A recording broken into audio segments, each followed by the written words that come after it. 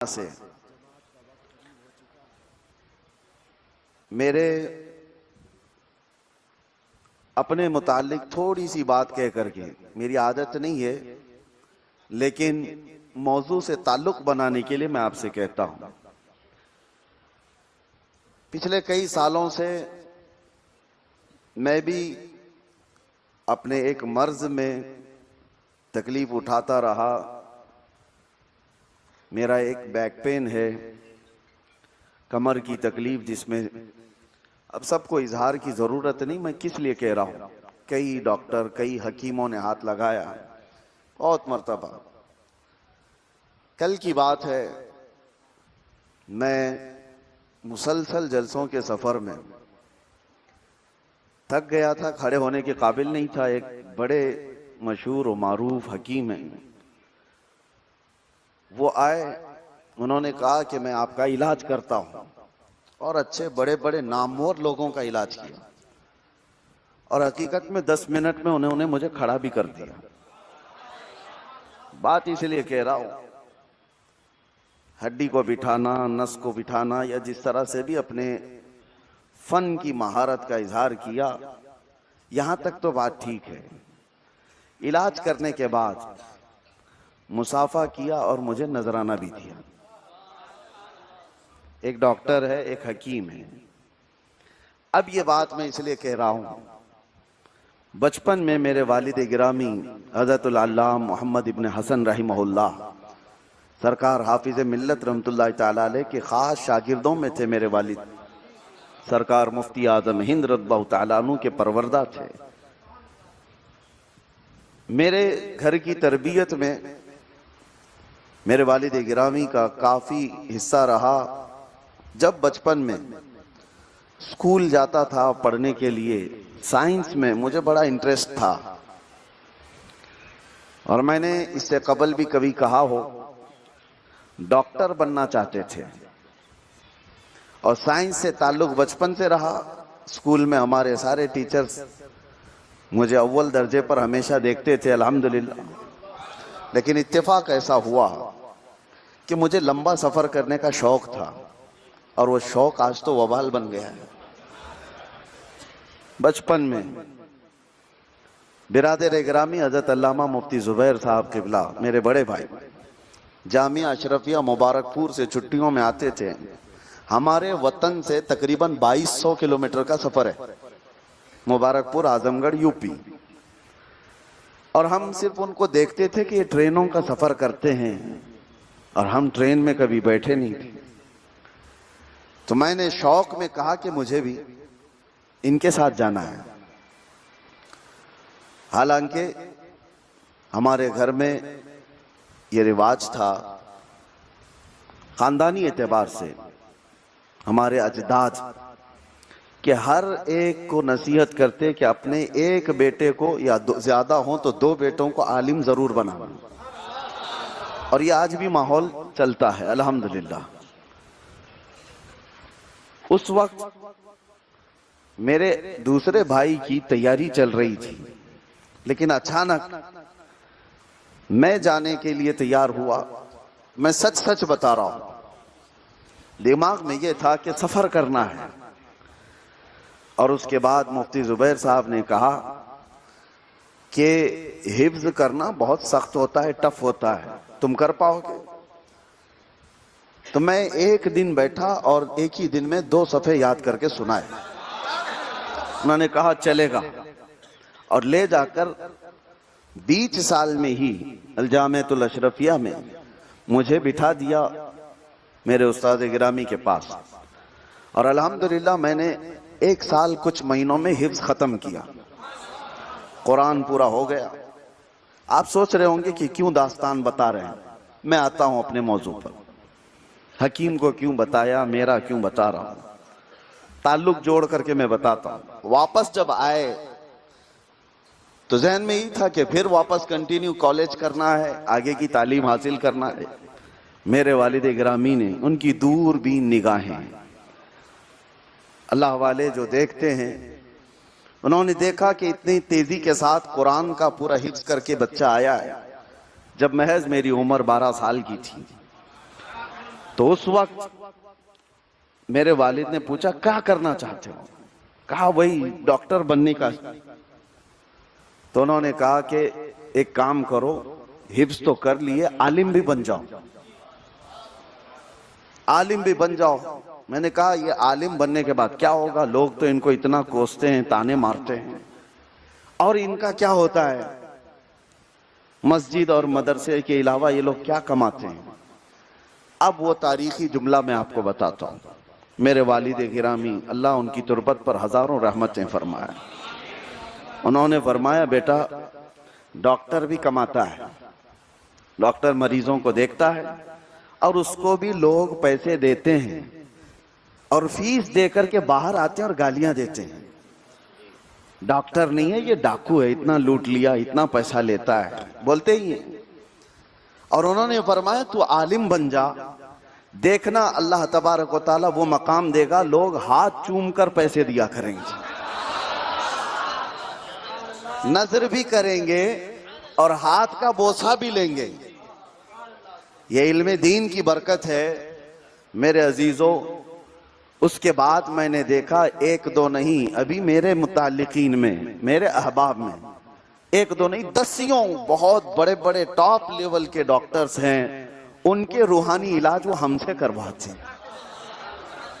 یہ علم دین کی برکت، علم دین کی برکت. جہاں پر میرے عزیزوں آج بچوں کو یہ سمجھانے کی ضرورت ہے کہ اللہ تعالیٰ قرآن میں فرماتا ہے یرفع اللہ الذین آمنوا منکم والذین اوتوا العلم درجات. اللہ تعالیٰ نے جن کو علم دیا ہے ایمان والوں میں سے، ان کے درجوں کو بہت بلند کیا ہے. آج ہم ایک عالم کی فاتح چہلم میں ہیں، ان کا انتقال ہوا اور مشہور ہے موت العالم موت العالم. ایک عالم کی موت عالم کی موت ہے. سرکار تاج الشریعہ رحمت اللہ تعالی علیہ کے دنیا سے جانے کے بعد یوں سمجھ لو کہ ایک تاریخ کا باب بند ہو گیا، ایک دور کا خاتمہ ہے. دور تاج الشریعہ نام سے یاد کیا جائے گا اس دور کو. عالم جو ہوتا ہے وہ پورے دور کا. سرکار اعلیٰ حضرت فاضل بریلوی رحمت اللہ تعالیٰ علیہ فرماتے ہیں عالم کی مثال یہ ہے کہ جب وہ ہوتا ہے تو چہل پہل بڑھ جاتی ہے، روشنی بڑھ جاتی ہے، لوگوں کے چہرے کھلے لگتے ہیں، اور جب وہ چلا جائے تو ویران لگتا ہے. یہ عالم برحق کی مثال سرکار اعلیٰ حضرت نے فرمائی. اور سرکار سیدنا امام غزالی رحمت اللہ تعالیٰ علیہ کیا فرماتے ہیں؟ الناس کلہم موتا الا العلماء. وہ فرماتے ہیں انسان سب مردہ ہیں، سارے انسان مردہ ہیں، زندہ ہے تو عالم زندہ ہے. علماء کے متعلق علماء زندہ ہیں. یہ امام غزالی رحمت اللہ تعالیٰ علیہ نے یوں ہی نہیں فرمایا. علم جو ہے وہ زندگی دیا ہوا ہے اور جہالت یہ اس کی موت ہے، اسے پتہ ہی نہیں. مردوں کی طرح جینے والے لوگ، بے علم لوگ، انہیں حلال و حرام کی تمیز نہیں، کفر و شرک میں امتیاز نہیں، وہ کب کس کھائی میں گر رہے ہیں انہیں پتہ ہی نہیں. یوں ہی سمجھ لیں ایک کمرہ ہے جس کو چاروں طرف سے بند کیا گیا، کوئی روشن دان نہیں، کوئی اجالا نہیں، بہت اندھیرا ہے، اور تمہارے سامنے دو برتن رکھے جائیں، ایک حلوے کا اور ایک گوبر کا. کب تمہارا ہاتھ کس میں پڑے پتہ نہیں، جو ہاتھ میں آئے اٹھا کر کے کھا لو گے. کیوں؟ اندھیرا ہے، روشنی نہیں ہے، دکھائی نہیں دے رہا ہے، تو کچھ بھی اٹھا کے کھاؤ گے. وہی کمرے میں روشنی آ جائے تو تمہارا ہاتھ گوبر کی طرف نہیں جاتا. یہ مثال ہے علم آنے کے بعد انسان اسی طرح سے ہر غلط اور صحیح کو پہچانتا ہے. نور علم ہے، یہ علم نور ہے جو اسے روشن کر کے بتاتا ہے کہ کیا غلط ہے اور کیا صحیح ہے. اسی لئے قرآن پاک میں بھی اللہ تعالیٰ نے فرمایا کہ علم والوں کے متعلق کہ وہ جاہلوں کے برابر نہیں ہو سکتے. هل يستوي الذين يعلمون والذين لا يعلمون. کیا علم والے جاہلوں کے برابر ہو سکتے ہیں؟ نہیں ہو سکتے. اچھا امام غزالی کی اتنی بات آپ نے سنی، ان کی لمبی بات ہے یہ. الناس کلہم موتا الا العلماء جو آپ نے کہا، انسان سب مردہ ہیں صرف علماء زندہ ہیں. اور آگے انہوں نے یہ بھی کہا علماء سب کے سب علماء زندہ نہیں، زندہ تو ہیں لیکن ساتھ میں انہوں نے کہا کہ سارے عالم خسارے میں ہیں، گھاٹے میں ہیں، سارے عالم گھاٹے میں ہیں، خسارے میں ہیں، مگر صرف وہ کامیاب ہیں جو عمل کرنے والے ہیں۔ یہ سٹیپ بائی سٹیپ سمجھ گئی۔ اب یہ ہماری ادھر کی بات آ رہی ہے، ہم نے پہلے ادھر والوں کو مردہ کہا ہے، اب یہ علماء کی برادری کو ہم کہہ رہے ہیں کہ علماء زندہ تو ہیں۔ امام غزالی کہتے ہیں زندہ ہیں لیکن گھاٹے والے لوگ ہیں، صرف فائدے والے وہ لوگ ہیں جو عمل کرتے ہیں اپنے علم پر۔ اور آگے بڑھ کر کے امام غزالی فرماتے ہیں عمل کرنے والے بھی نقصان میں ہیں، عمل کرنے والے بھی نقصان میں ہیں، صرف وہ لوگ فائدے میں ہیں جو اخلاص کے ساتھ عمل کرتے ہیں۔ عمل میں بھی اگر دکھاوا ہے ان کے تب بھی وہ گھاٹے میں ہیں، نقصان میں۔ تو مطلب یہ ہوا کہ پیوریٹی امت کی وہ لوگ ہیں جو مخلصین ہیں، اخلاص والے لوگ ہیں۔ اور ان اخلاص والوں میں میں نے ایک قاری زاہد اللہ صاحب کو بھی دیکھا تھا۔ میں نے ان کی عمر ہو سکتا ہے 70 کے آس پاس کے ہوں گے، بڑھاپا تھا، کبھی میں نے وہ ایٹیٹیوڈ نہیں دیکھا، کبھی وہ غرور نہیں دیکھا۔ میرے باپ کی عمر کے ہوں گے، جس وقت میں آ جاؤں مسجد میں وہ کھڑے ہو کر استقبال کرتے ہیں، بہت چھوٹا ہوں۔ اور کوئی جمعہ ایسا نہیں ہوا ہوگا جب میں جمعہ پڑھا کر کے جاتا ہوں تو اپنی جیب سے نکال کر نظرانہ نہ دیتے ہوں۔ ہم تبادلہ کرتے تھے، میرے پاس جو ہے میں پیش کرتا تھا، ان کے پاس جو ہے وہ دیتے تھے۔ کوئی جمعہ ناغہ نہیں ہوا جب وہ بیمار ہوتے یا پھر آتے۔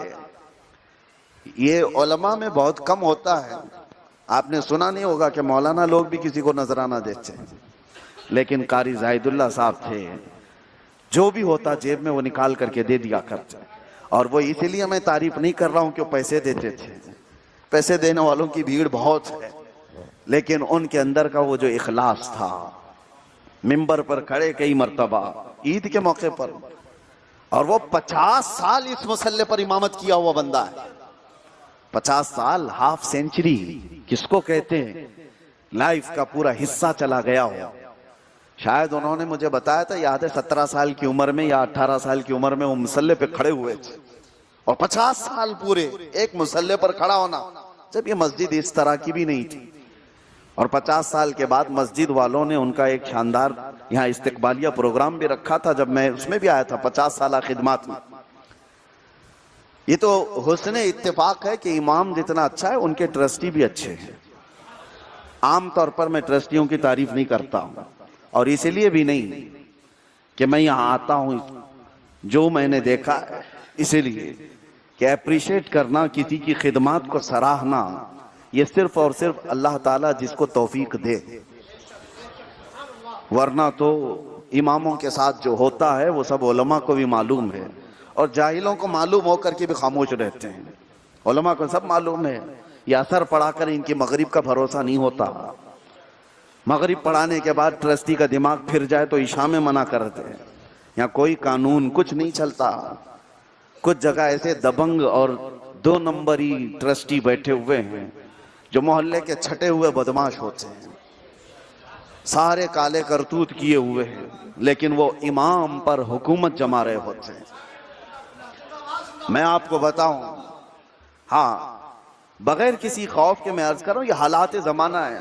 سرکار سیدنا امام اعظم ابو حنیفہ رحمۃ اللہ تعالی علیہ کے زمانے میں مسجد کے متولی کی جو ذمہ داری دی جاتی تھی کہ مسجد کی خدمات کون کرے گا، تو چنا جاتا تھا جس کی تہجد قضا نہ ہو، جس کی تہجد قضا نہ ہو۔ مسجد کے معاملات ہیں، اگر وہ عبادت گزار نہیں ہے تو مسجد کو کیا دیکھے گا؟ میں آپ سے کہہ رہا ہوں الحمدللہ یہاں پر جو موجودہ لوگ تھے، یا آج بھی زیادہ لوگ یہاں پر ہوتے نہیں ہیں، مسجد کے آس پاس کا محلہ ویسی بھی ختم ہو گیا ہے، لیکن جتنے حاضر باش ہیں اور کمیٹی میں ہیں، انہوں نے علماء کا ہمیشہ ادب کیا ہے، احترام کیا ہے۔ اور میرے متعلق بھی میں آپ کو بتاؤں، اس مسجد میں میرے آنے کی خاص وجہ بھی یہی ہوتی ہے۔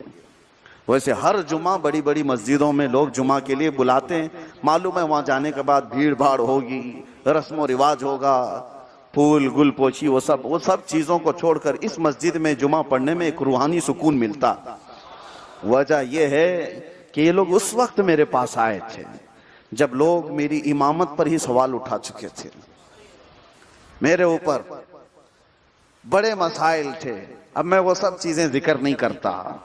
ہمارے ساتھ جو حادثات ہوئے، میں نے ان سے پوچھا تھا کمیٹی والوں سے کہ آپ ایسے وقت میں آئے ہیں جب میری امامت پر ہی سوال ہے، آپ مصلی پہ کھڑا کریں گے اور لاک ڈاؤن کے معاملات ہیں اور سارا ہندوستان مجھے ریڈار پہ رکھا ہوا ہے.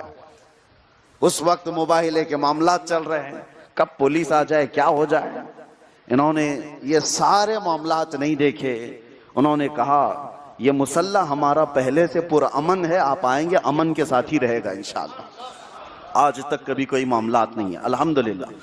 قاری زاہد اللہ صاحب کی متعلق میں یہ عرض کر رہا تھا کہ مخلص لوگوں میں سے تھے، مخلص لوگوں میں سے تھے. اپنی عبادت میں وہ مکمل رہے. اور یہی کیا کم ہے کہ اللہ تعالیٰ پوری زندگی جس کو اپنے گھر کا مہمان بنا کر رکھا ہو، پوری زندگی جس کو اپنے گھر کی نگرانی پر رکھ دیا ہو، اس سے بڑھ کر کے نصیب کیا ہے. بہت کم لوگ ہوتے ہیں جن کو مسجد کی اتنی پابندی مل گئی ہو زندگی بھر. اور میرے آقا صلی اللہ تعالیٰ علیہ وسلم کی حدیث ہے، قیامت کے دن جو تپتی ہوئی دھوپ ہوگی، گرمی ہوگی، عرش کا سایہ کس کو ملے گا؟ 7 لوگوں کا ذکر ہے، ان کو اللہ اپنی رحمت کا سایہ دے گا. ان میں سے ایک شخص کا ذکر میں آپ سے کہہ رہا ہوں. حضور فرماتے ہیں رجل تعلق قلبہ بالمساجد، وہ ایسا شخص جس کا دل ہمیشہ مسجد میں لگا ہوا ہو، قیامت کے دن اللہ اس کو عرش کا سایہ عطا کرے گا. وہ محشر کی گرمی سے بچے گا. اور وہ امام سے زیادہ کس کا دل لگا رہتا ہے؟ فجر پڑھا کے گیا ہے، ظہر میں آنا ہے اس کو، ظہر پڑھا کے گیا ہے، عصر کی فکر ہے، عصر پڑھا کے گیا ہے، کہیں ادھر ادھر نہیں جا پا رہا ہے، مغرب باقی ہے بھی، مغرب پڑھا کے نکلا، کوئی بھی کام آ جائے نہیں عشاء پڑھا کے نکلنا ہے. ارے عشاء کے بعد تو دکانیں بند ہونے لگ جاتی ہیں، اس کا کام کیا رہ گیا؟ وہ صبح سے عشاء تک اس کا دل جو ہے وہ مسجد سے لگا ہوا. عشاء ہونے کے بعد بھی بیوی بچوں سے تھوڑا ہنس کھیل لیا، کھا پی لیا، زیادہ دیر جگائیں گے تو چپ کرا کر کے سوتا ہے، فجر میں جلدی جانا ہے، فجر میں جانا. یہ اماموں کا حال ہے. میرے عزیزو، ایسا نہیں کہ یہ صرف اب چھوٹی تنخواہوں کے لیے کرتے ہیں، ایسا نہیں ہے. آپ جو ان کو تنخواہیں دیتے ہیں اس سے ہوتا کیا ہے؟ کیا چلتا ہے آج کے زمانے میں؟ 8-10 ہزار روپے میں کتنے تو ایسے ہیں جو اپنی بیڑی گٹکے میں خرچہ کرتے ہیں، اور یہ اپنے 4 بچے 5 بچوں کے ساتھ پورا گھرانہ چلاتے ہیں. اتنا ہی نہیں، اپنے گھر میں ماں باپ کو بھیج رہے ہیں، بھائیوں کو پال رہے ہیں. کتنے امام ایسے ہیں.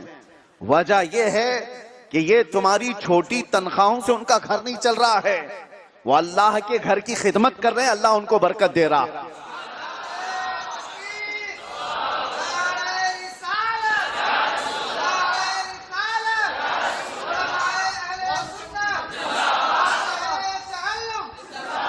آج ایک فیشن چل پڑا ہے نوجوانوں میں کہ علماء کو کوستے جاؤ، مولویوں کے پیچھے پڑ جاؤ، اماموں کے پیچھے پڑ جاؤ. میں مانتا ہوں اماموں میں بہت غلطیاں ہو سکتی ہیں، کیونکہ وہ فرشتے نہیں ہیں، وہ جبرائیل و میکال نہیں ہیں کہ ان سے خطا ممکن ہی نہیں. ارے وہ بھی کسی باپ کے بیٹے ہیں، وہ بھی کسی ماں سے پیدا ہوئے ہیں جیسے تم ہوئے ہو. بس یہ ہے کہ اللہ تعالیٰ نے انہیں علم عطا کیا ہے، اور ضروری نہیں کہ علم آ جانے کے بعد پوری زندگی بھر اس سے کوئی خطا ہی نہ ہو. ایسا نہیں ہوگا، وہ فرشتہ نہیں، اس سے خطا ممکن ہے. ہمارا عقیدہ تو یہ ہے، ہم اہل سنت و جماعت ہیں، ہم تو انبیاء کے علاوہ کسی کو معصوم نہیں مانتے. ہم عقیدہ بتاؤں آپ کو، معصوم کسی کو نہیں مانتے. معصوم کا مطلب وہ ہے جس سے خطا ہو ہی نہیں سکتی. وہ عقیدہ صرف فرشتوں کے لیے ہے اور نبیوں کے لیے. ہاں یہ اور بات ہے کہ صحابہ جو حضور کے تھے، معصوم کا عقیدہ ہمارا نہیں ہے. اور بات ہے کہ اللہ نے ان کو محفوظ رکھا ہے، محفوظ ہیں، محفوظ عن الخطا ہے. تو صحابہ کے بارے میں جب یہ معاملہ ہے تو اماموں کے بارے میں کیا لے کر کے بیٹھے ہوئے؟ ان کی چھوٹی موٹی باتوں پر جو ہنگامہ ہوتا ہے. مجھے ایک بات یاد آتی ہے، حضرت سعد ابن ابی وقاص رضی اللہ تعالیٰ عنہ عشرہ مبشرہ میں سے، معمولی صحابی نہیں۔ کس کا ذکر کر رہا ہوں معلوم ہے؟ یہ وہ صحابی ہیں جن کو رسول اللہ نے فرمایا تھا بِأَبِي أَنْتَ وَأُمِّي اِرْمِ یا سعد، اے سعد تجھ پر میرے ماں باپ قربان، تیر چلا۔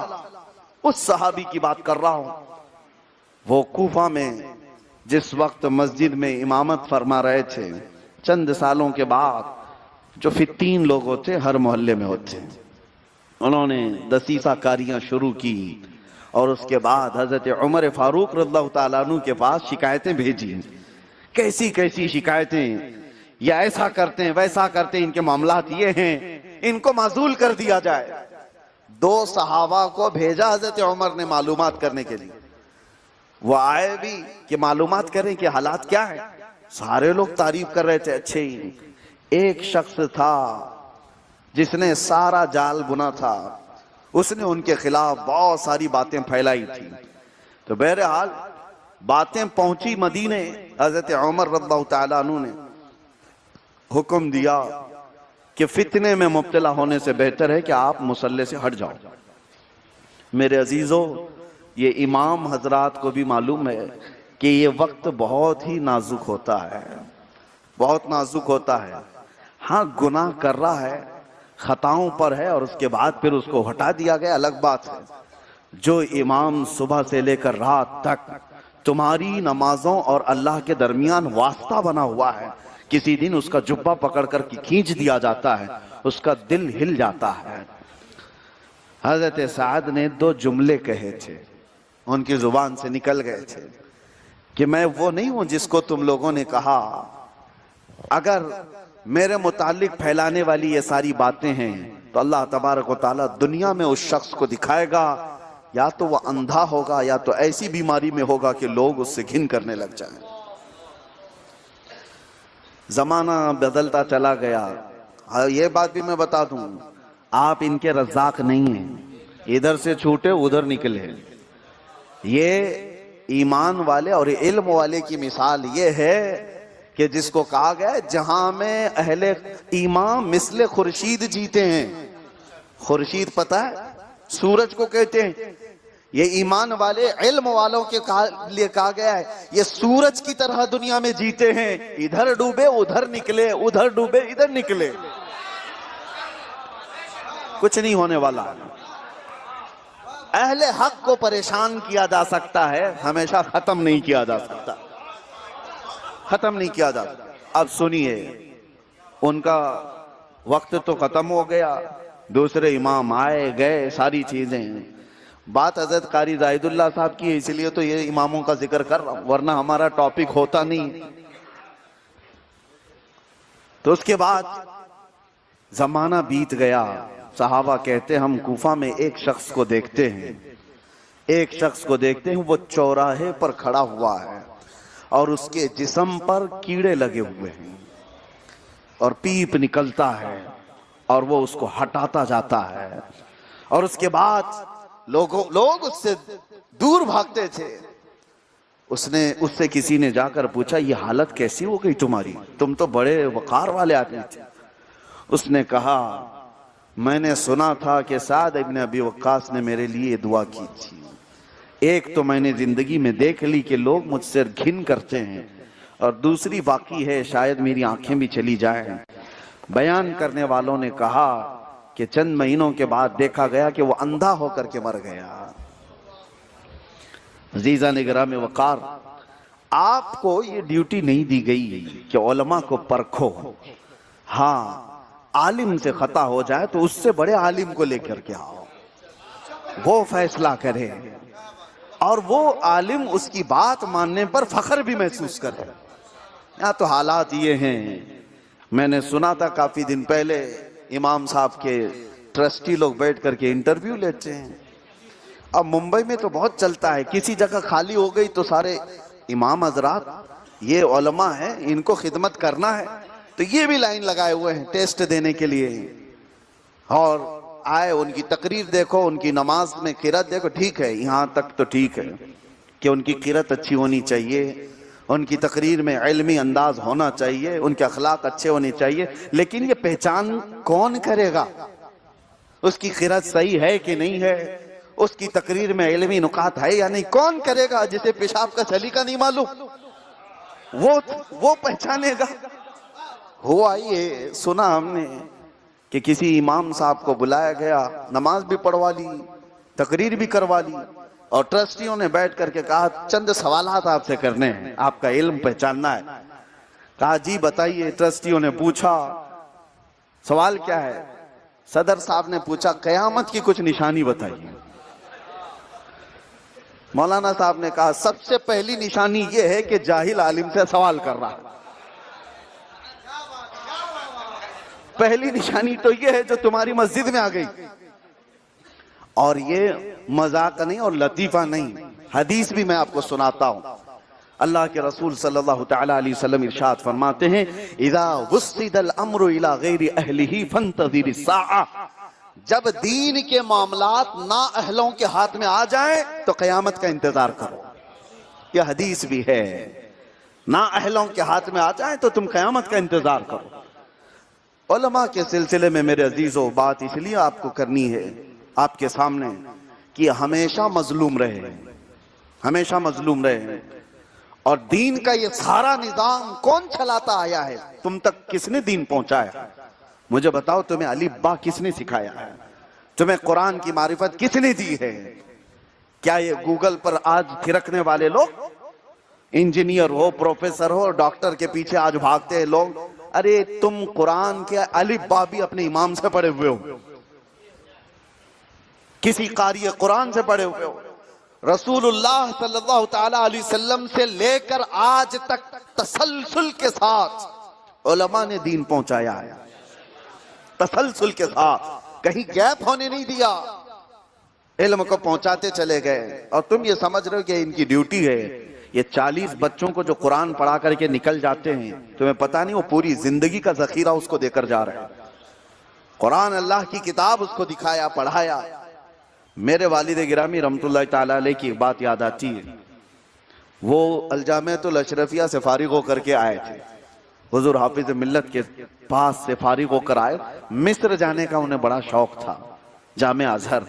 لیکن ہمارے علاقے کے ایک بڑے بزرگ تھے حضرت پیر مقبول احمد شاہ کشمیری رحمت اللہ تعالیٰ علیہ، ان کو اعلیٰ حضرت کشمیری کہا جاتا ہے، دکن کے اعلیٰ حضرت ان کو کہا جاتا ہے. بڑے پائے کے بزرگ تھے. میری دادی بھی بڑی عالمہ تھیں. انہوں نے کہا میرے والد سے کہ پہلے جاؤ حضرت کے پاس اجازت لو، اگر وہ کہیں گے تو پھر مصر جانا. ان کی حالت جذب کی حالت میں اکثر وہ رہتے تھے. ہمارے والد بارہا اس کو کہتے تھے. میں گیا، پوچھا مجھ سے کہ کہاں سے آئے، کتنا پڑھے؟ اچھا یہ ساری کتابیں پڑھے، اب کیا کرنا ہے؟ کہا کہ حضور مصر جانا ہے، جامعہ ازہر. پیچھے پیٹھ پر ایک زور سے مارتے اور کہا کیا مرنے جائے گا وہاں پہ؟ دو باتیں کہتی ہیں، جا امامت کر اور بچوں کو پڑھا. امامت کر، بچوں کو پڑھا.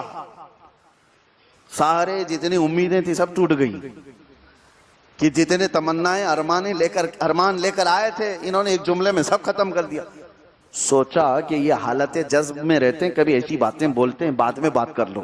عشاء کے بعد پھر کہا، وہ بار بار ایک ہی بات پھر پوچھتے تھے، کیا پڑھے، کتنی کتابیں پڑھے، آگے کیا کرنا ہے؟ کہا مصر جانا ہے. پھر وہی جملہ، مرنے جائے گا. اس وقت پھر یہی جملہ، بچوں کو پڑھا، امامت کرنا.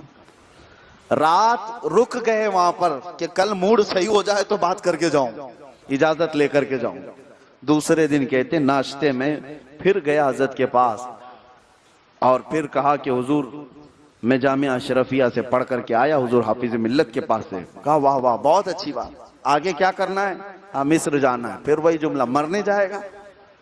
بچوں کو پڑھا، امامت کر. انہوں نے، میرے والد کہتے ہیں کہ یہ حادثہ نہیں ہے، یہ اتفاق نہیں ہے. ایک بزرگ نے بارہا تاکید کے ساتھ کہا تو سر جھکائے اپنی ماں کے پاس آ کر انہوں نے کہا کہ انہوں نے یہ جملہ کہا. ہماری دادی محترمہ نے کہا اگر انہوں نے اجازت نہیں دی تو میں بھی اجازت نہیں دیتی. جاؤ، جو انہوں نے کہا وہ کرتے رہو. اس میں دو باتیں ہیں. ایک ان کی کرامت بھی میں بتاؤں، میں اکثر اس کو ذکر کر چکا ہوں. اس وقت مصر جانے کے لیے سیلیکشن جو ہوتا تھا 3 ہی طلبہ کا سیلیکٹ کیا گیا تھا. 1963 کی بات کر رہا ہوں، سن 1963 کی بات. پانی کے جہاز میں جانا تھا. 3 لوگوں کا انتخاب ہوا تھا. ایک مصر کے استاد آیا کرتے تھے اور وہ منتخب کر کے لے کے جا رہے تھے. 2 تو چلے گئے, ہمارے والد رہ گئے, نہیں گئے. دل میں محسوس کر رہ گئے کہ میری بھی تمنا تھی, نہیں گیا. خیر کوئی بات نہیں. مہینے بھر کے بعد خبر آئی کہ اس جہاز میں پلیگ کی بیماری پھیل گئی. جو شپ گیا تھا پیسنجرز کا, طاعون کی بیماری پھیلی اور اس میں 1-2 نہیں سینکڑوں لوگ مرے اور وہ 2 طالب علم بھی مرے اور ان کی لاشوں کو کفنا کر کے سمندر میں چھوڑ دیا گیا. جو بھی ہوا, میرے والد زندگی بھر کہتے تھے کہ یہ بزرگ ایک ہی جملہ کہتے تھے, کیا مرنے جائے گا, کیا مرنے جائے گا. اور اس کے بعد میں آپ کے سامنے یہ واقعہ اس لیے ذکر کیا, میرے والد نے مجھے بخاری شریف بھی پڑھائی ہے اور اپنے علاقے کے سب سے پہلے مصباحی عالم تھے. علماء سے میں کہہ رہا ہوں, علماء سٹیٹس جو مینٹین کرتے ہیں, ہم فضیلت پڑھے ہوئے ہیں, ہم مفتی کورس بھی کیے ہوئے ہیں, اور ہمیں کیا پڑھانا چاہیے. ظاہر سی بات ہے, میں مفتی ہوں, میں جامعہ ازہر کا فارغ ہوں, میں میرے لیول کی کتابیں پڑھاؤں گا. یہ جو تصور ہے علماء کا, میرے والد گرامی فرماتے ہیں اس کے بعد میں گواہ ہوں. ان کا انتقال 2017 میں وہ 74 سال کی عمر میں, جس دن ان کا انتقال تھا اس دن بھی وہ بچوں کو قرآن پڑھا رہے تھے. صرف اور صرف پوری زندگی بھر معمول بنایا تھا. پورے علاقے کے دادا نے بھی پڑھا ہے, بیٹے نے بھی پڑھا ہے, پوتے نے بھی پڑھا ہے, اور قرآن پڑھاتے رہے, قرآن پڑھاتے رہے, قرآن پڑھاتے رہے. میں نے پوچھا کہ اتنی صلاحیتیں اور ساری چیزیں آپ کے پاس بھی ہیں, بخاری شریف, مسلم شریف, ترمذی شریف, جو حافظ ملت سے پڑھ کر کے آئے, آپ بچوں کو قرآن پڑھاتے ہیں. میرے والد نے فرمایا تھا, اللہ کے رسول نے فرمایا, خیرکم من تعلم القرآن وعلمہ, تم میں سے سب سے بہترین آدمی وہ ہے جو قرآن سیکھے اور دوسرے کو قرآن سکھائے.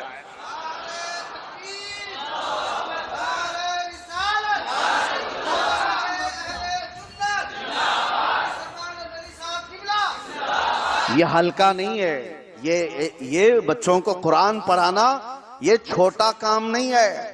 آپ جو سمجھتے ہیں یہ مکتب پڑھانے والے لوگ ہیں, مکتب پڑھانے والے لوگ نہیں ہیں. میرے نبی کی زبان سے سب سے بہترین لوگ ہیں. حضور نے فرمایا سب سے بہترین ہے تم میں سے وہ جو قرآن سیکھے اور دوسرے کو قرآن سکھائے. الحمدللہ مجھ فقیر کا یہ معمول رہا ہے. آج بھی میرے پاس بچے آتے ہیں تو میں قرآن پڑھاتا ہوں. تجوید کے ساتھ قرآن پڑھانے کا ہمارے ہاں بھی معمول رہا. حالانکہ میرے اپنے ساتھیوں نے کئی مرتبہ مجھ سے کہا بھی تھا, جامعہ ازہر سے پڑھ کر کے آئے ہو اور یہاں ناظرہ قرآن پڑھا رہے ہو, اتنی کتابیں پڑھ کر کے آئے اور بچوں کو قرآن پڑھا رہے ہو. مجھے میرے باپ کی یہ بات یاد تھی کہ رسول اللہ نے جس کو سب سے بہتر کہا, اس سے بہتر کون ہو سکتا ہے. قرآن پڑھانے والا یہ عالم, یہ امام ہلکا نہیں ہوتا. جس کو لوگ یہ سمجھتے ہیں کہ ہمارے نذرانوں پر پل رہا ہے یہ, ہاں 2000 روپے مہینہ دے دیں تو ٹیوشن پڑھا کر کے چلا جاتا ہے, اس سے زیادہ اس کی اوقات کیا ہے. سنو, تمہارے 2000 کے لیے نہیں, امام اعظم ابو حنیفہ رحمۃ اللہ تعالی علیہ کی بات کرتا ہوں. ان کے بیٹے امام اعظم کے بیٹے کو آپ نے ایک قاری قرآن کے پاس پڑھنے کے لیے بھیجا کہ قرآن پڑھ کر کے آؤ. روزانہ قرآن پڑھ کر کے آتا تھا بچہ, اور جب قرآن ختم ہوا, ناظرہ حفظ کی بات نہیں کر رہا ہوں, علماء بھی اس واقعے کو سنیں کہ یہ عوام کرتی کیا ہے. ناظرہ قرآن پڑھا لیا, کون سا بڑا کمال کر دیا, یہی پوچھا جاتا ہے. امام اعظم کے بیٹے کو جس قاری قرآن نے ناظرہ قرآن پڑھایا, جب ختم ہوا قرآن تو امام اعظم ابو حنیفہ نے ہدیے میں اس قاری صاحب کو 4 لاکھ درہم دیے. 4 لاکھ درہم, ارے چاندی کے سکے. اتنی بڑی رقم لے کر کے جب قاری صاحب کے پاس آئے تو وہ گھبرا گئے. خود ظاہر سی بات ہے, اتنا بڑا لفافہ آ جائے گا تو ویسے بھی گھبرائے. سنو, قاری صاحب نے کہا, ارے اتنے پیسے, میں نے تو قرآن ہی پڑھایا, اس بچے کو ناظرہ ہی پڑھایا, اتنے پیسے. امام اعظم کے پاس آ کر کے بیٹے نے کہا کہ حضور, وہ تو گھبرا گئے, اتنے بڑے پیسے. کیا کہا؟ اتنے پیسے خالی قرآن پڑھانے کے لیے. امام اعظم ابو حنیفہ نے جلال میں کہا کل سے تو اس قاری کے پاس قرآن نہیں پڑھے گا، کل سے تم اس کے پاس علم حاصل کرنے نہیں جاؤ گے۔ وجہ کیا ہے؟ کہا اس قاری نے میرے 4 لاکھ کو قرآن سے زیادہ کیسے سمجھ لیا، 4 لاکھ درہم میں نے قرآن کی قیمت کیا ادا کی، میں نے اس کے ایک حرف کی بھی قیمت نہیں ادا کی۔ اس نے ایسا کوئی قاری ہو جو دنیاوی مال کو قرآن سے بڑھ کر سمجھتا ہو، میں اپنے بیٹے کو اس کے پاس نہیں پڑھاؤں گا۔ یہ امام اعظم ابو حنیفہ کا میسج ہے۔ میرے عزیزو، علماء کو جن لوگوں نے ہلکے میں لیا ہے وہ ہلکے ہی رہ جائیں گے، ہلکے ہی رہ جائیں گے۔ تمہیں پتہ نہیں، حدیث پاک میں یہ بھی ملتا ہے قیامت کے دن ایک بندہ اچانک آ کر کے کہے گا کہ رب تعالیٰ میری بخشش کر دے۔ اسے پوچھا جائے گا کچھ تیرے پاس ہے؟ کیا ہے؟ کچھ تھا نہیں۔ تو بندہ کیا کہتا ہے پتہ ہے؟ رب تعالیٰ کے بارگاہ میں کہتا ہے مولا ایک عالم دین کا دسترخوان پہ ہاتھ دھلایا تھا، اتنا ہی۔ میرے عزیزو، یہ آپ کو یوں ہی لگ رہا ہو، رب تبارک و تعالیٰ فرشتوں سے فرماتا ہے یہ جو لے کر کے آئے اس پر بخش دو اسے۔ علم کی قدر کیا تھا، عالم کی قدر کا مطلب کیا ہے؟ علم کی قدر کیا تھا، اس پر اس کی بخشش ہوئی۔ حدیث پاک میں ملتا ہے، عزیزان گرامی وقار، اللہ کے رسول صلی اللہ تعالیٰ علیہ وسلم نے ان کو اپنا نائب کیوں قرار دیا کہ تمہارے دور میں نبی نہیں آئیں گے لیکن نبیوں کا کام علماء کیا کریں گے۔ رسول اللہ کا پیغام تم تک کون پہنچائے گا؟ آج کون ہے جو ممبروں سے قال رسول اللہ کہتا ہے؟ کون ہے؟ یہ علماء تم تک دین کو پہنچا رہے ہیں۔ یہ دین تمہارے ہاں پھولوں کی سیج پر سج کر نہیں آیا ہے، یہ دین تمہارے گھروں تک آنے کے لیے امام احمد بن حنبل کو 300 کوڑے کھانے پڑے ہیں۔ یہ دین تم تک جو پہنچا ہے، میں بتاؤں، میں اس دن پڑھ رہا تھا، سچ بتاؤں، لوگ آج ابھی جیسے قاری صاحب بن نظامت میں جو کہہ رہے تھے بڑی بڑی ہماری تعریفیں ہیں، لوگ کبھی کبھار جملے کہتے ہیں کیونکہ آج کے زمانے میں آپ نے بڑی تکلیف ہماری دیکھی، اس سے بڑی دیکھی نہیں ہوگی کہ یہ 8 مہینے جیل کاٹ کے آیا۔ کبھی میں سوچتا ہوں کون سا بڑا کام ہے یہ۔ حضرت شمس الائمہ سرخسی رحمت اللہ تعالیٰ علیہ فقہ کے ایک امام ہیں، بہت فقہ حنفی کے امام ہیں۔ ان کو بلایا گیا، وقت کے ظالم و جابر خلیفہ نے ان کو اپنے کچھ کام کرنے کے لیے کہا، انہوں نے منع کر دیا کہ میں رسول اللہ کی شریعت کے ساتھ کھلواڑ نہیں کروں گا۔ جانتے ہو ان کو اس نے اٹھا کر جیل میں ڈالا۔ جیل کیسی تھی؟ اللہ پڑھو تو حیرت ہوتی ہے۔ جیل یہ سلاخوں والی جیل نہیں، یہ کنواں کھودا گیا تھا، بہت بڑا کنواں کھودا گیا تھا، سوکھا کنواں، اس میں ان کو اتار دیا گیا تھا۔ اوپر سے ان کے اوپر ٹکڑے پھینکے جاتے تھے جس سے وہ کھا کر وہاں رہے۔ اس کنویں کے اندر رہتے تھے اور ان کو چھوڑ دیا گیا تھا۔ یہاں تک تو بات سمجھ میں آ رہی ہے، کنویں پر رکھ کر کے ان کو اذیت دی جا رہی ہے، لیکن حیرت کی بات ہے اس کنویں کے اطراف علم کے تلاشی سب آ کر کے اطراف جمع ہوتے تھے، کنویں کے اندر بیٹھ کر کے وہ لوگوں کو فقہ پڑھایا کرتے تھے۔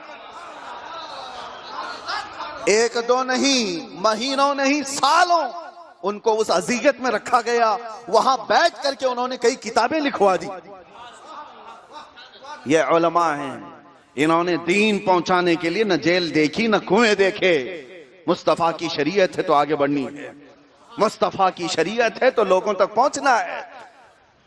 سچ کہا قاری صاحب نے، الحمدللہ مجھے اس بات پر فخر بھی ہے، ایک دن بھی جیل کے اندر میں نے قرآن پڑھانا بند نہیں کیا تھا۔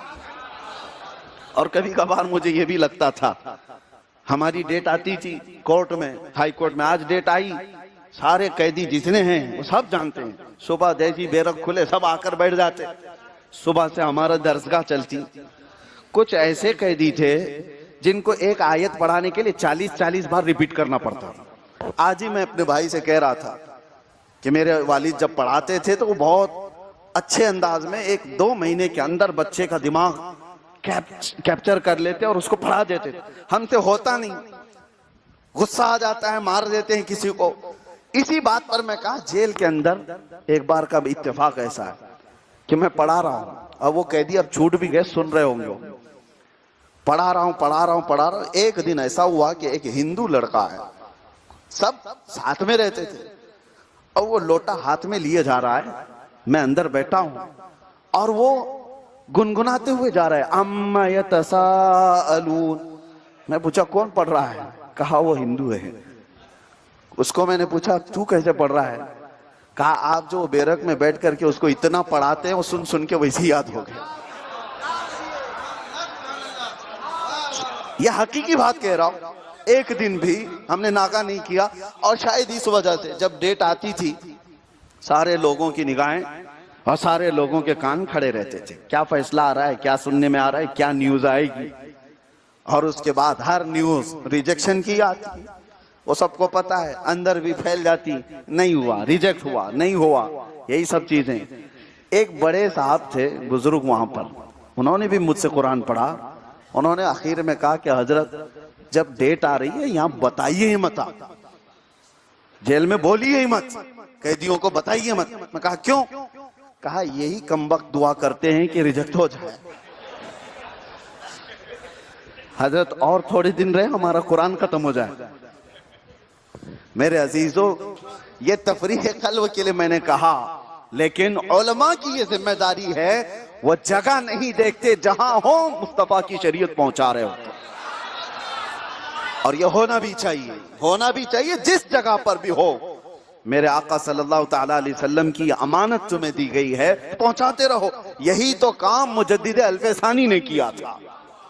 اکبر بادشاہ نے ان کو جیل میں قید کر دیا. 8 سال تک گوالیار کی جیل میں تھے, اور 8 سال میں تو اکبر بھی مر گیا, ختم ہو گیا, اس کا دین الہی ختم ہو گیا. بیٹا جہانگیر آیا, اور اس وقت حالات تھوڑے سے قابو میں آ گئے, دین الہی ویسی ختم ہونے لگ گیا. تو کسی نے سفارش کی کہ ایک عالم دین وہاں اندر بند ہے. اس نے حالات معلوم کروائے گوالیار کی جیل میں, جس کو باپ نے قید کیا, کیا حال ہے. قاصد آ کر کے بتاتا ہے بادشاہ سلامت, حال تو بڑا بے حال ہے. جس کو آپ کے باپ نے قید کیا تھا وہ مولوی نے 700 قیدیوں کو عالم بنا دیا ہے. وہاں تو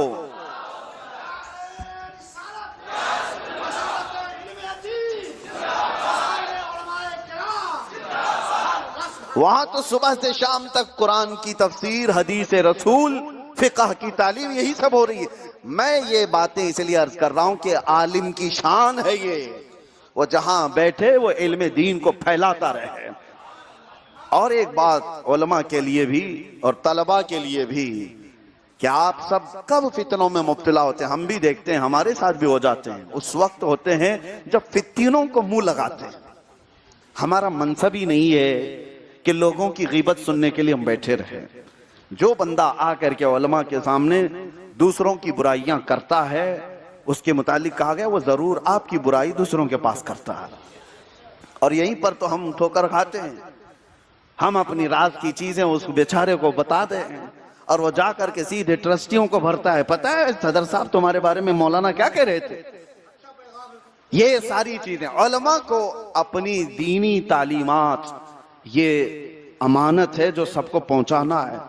اور ایک دل کو چھو جانے والی بات بتاتا ہوں. امام احمد بن حنبل کا ذکر کرتا ہوں. میرے عزیزو, واقعی دل میں عجیب سی ایک کیفیت پیدا ہوتی ہے. وہ مرد قلندر دے چاروں اماموں میں سب سے زیادہ تکلیف اٹھانے والے امام احمد بن حنبل ہے. ویسے تو امام اعظم ابو حنیفہ کو بھی جیل میں رکھا گیا, اور جانتے ہو امام اعظم ابو حنیفہ کو جیل میں کیوں رکھا گیا؟ خلیفہ ابو منصور اس وقت, اس نے بلا کر کے کہا تھا کہ آپ قاضی القضات بن جائیے, چیف جسٹس بن جائیے. امام اعظم ابو حنیفہ نے کہا میں اس کا اہل نہیں ہوں. ارے ان سے زیادہ کون اہل تھا؟ ان کے شاگرد امام ابو یوسف قاضی القضات تھے, امام اعظم کیسے نہیں ہوتے؟ تو خلیفہ وقت نے کہا آپ جھوٹ بول رہے ہیں, آپ جھوٹ بول رہے ہیں. آپ کی حاضر جوابی یہی تھی, خلیفہ پھر فیصلہ کر لو, جو جھوٹ بول سکتا ہے وہ قاضی کیسے ہو سکتا ہے؟ تم ہی کہہ رہے ہو میں جھوٹ بول رہا ہوں, پھر جھوٹ بولنے والا قاضی کیسے ہو سکتا ہے, قاضی القضات. یہ نوک جھونک ہوتی رہی. اس کے بعد خلیفہ وقت نے اس بات پر ان کو جیل میں ڈال دیا تھا. یہ آخری زمانہ تھا سرکار امام اعظم ابو حنیفہ کا. لیکن امام احمد بن حنبل کی بات میں جو کہہ رہا ہوں, ایک وقت ان پر ایسا آیا, کوڑے بھی مارے گئے, 3 حکومتیں چینج ہوئی، ہر حکومت کوڑے مارتی رہی، اور ایک وقت ایسا آیا کہ ان کے بیانوں پر پابندی لگا دی گئی۔ میں جب یہ پڑھ رہا تھا تو ہماری تکلیفیں بہت چھوٹی لگتی ہیں، ہمارا درد بہت چھوٹا ہے، ہم پر کیا پابندیاں لگائیں گے؟ کب تک؟ یہ زبان بند کرنے والی باتیں، یہ گلا پکڑنے والی باتیں یہ آج کی نہیں ہیں، یہ برسوں سے ہماری روایات۔ امام احمد بن حنبل کو پڑھ کر کے دل کو سکون ہوتا ہے، ہو سکتا ہے کل کو ہماری گردن یہ پکڑ لیں کہ بول نہیں سکتے، اب تمہاری خطابت پر پابندی، تمہاری تقریر پر پابندی، یہ ہم پہلے سے تمام چیزیں پریپیڈ ہیں، دماغ میں ہے۔ امام احمد بن حنبل پر بیان کرنے سے تو چھوڑو، کسی کو سکھانے کے لیے بھی پابندی، اور ان کو گھر میں قید کر دیا گیا تھا، ہاؤس اریسٹ، پولیس پوری باہر لگی۔ اس زمانے کی ایک بات میں بتاتا ہوں، ایک ایسے طالب علم بقی بن مخلف، ان کا تاریخ میں ذکر ہے، یہ اندلس کے رہنے والے تھے، اسپین کے، وہاں تعلیم حاصل کی اور دل میں ایک تمنا جاگی کہ میں بغداد جاؤں اور امام احمد بن حنبل سے پڑھوں گا۔ انہوں کو پتہ ہی نہیں بغداد کے حالات، اور اسپین کہاں اور بغداد کہاں، ارے ہزاروں کلومیٹر کا فاصلہ ہے، ہزاروں کلومیٹر کا فاصلہ ہے، اور اس وقت وہ چلتے ہوئے نکلے تھے اسپین سے بغداد کے لیے، مہینوں سفر ہو گیا۔ بغداد جب پہنچے تو لوگوں سے پوچھنا شروع کیا، امام احمد بن حنبل کہاں ہے؟ آپ کو پتا ہے سب اس کا منہ دیکھتے اور چھپ کر کے چلے جاتے ہیں، ارے ان کا نام لے رہا ہماری پکڑ نہ ہو جائے۔ یہ سب حالات ہم نے دیکھے۔ جیل میں گیا ہے مولانا، اس کا نام لوگے تو کہیں ہم کو اٹھانا لے۔ بہتوں کو یہ حالات پریشان کر دیتے ہیں، لیکن سب نہیں ہوتے، نڈر علماء آج بھی موجود ہیں، حق بولنے والے علماء آج بھی موجود ہیں، ان کی بھی میں تعریف کر رہا ہوں۔ اور جو ڈرے ہوئے تھے بیچارے، وہ اپنے معاملات میں ڈرے ہوئے تھے۔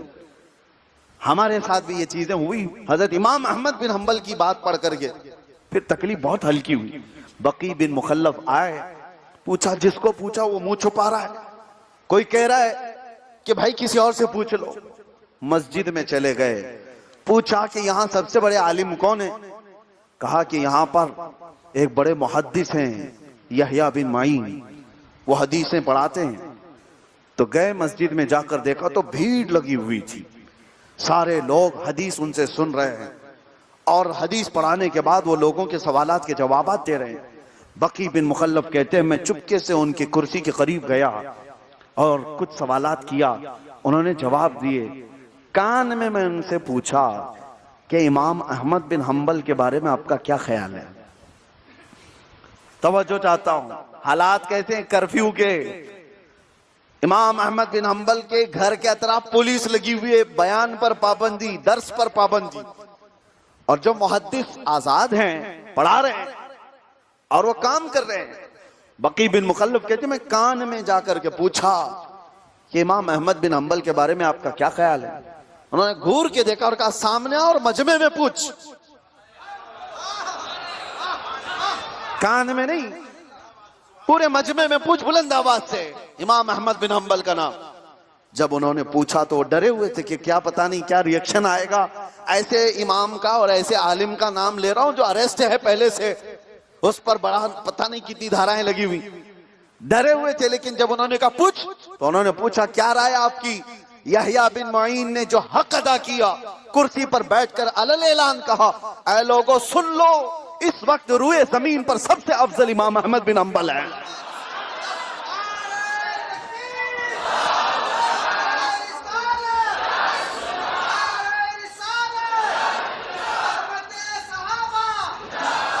سنو، اس وقت موجود امام احمد بن حنبل، تم رائے پوچھتے ہو، حدیث میں ان کا کوئی ثانی نہیں ہے، علم میں ان کے مقام کا کوئی نہیں، سب بتا دیا۔